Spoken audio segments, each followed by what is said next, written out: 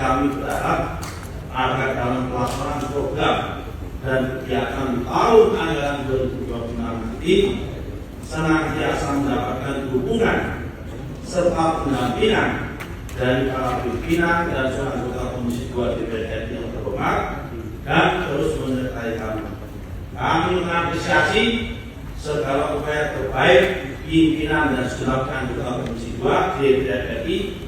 untuk menyampaikan aspirasi rakyat yang diwakilinya terutama di dapilnya masing-masing kepada kami. Kami mohon maaf jika dalam penyampaian ini dan dalam berhubungan selama ini ada beberapa kata dan perilaku kami yang dalam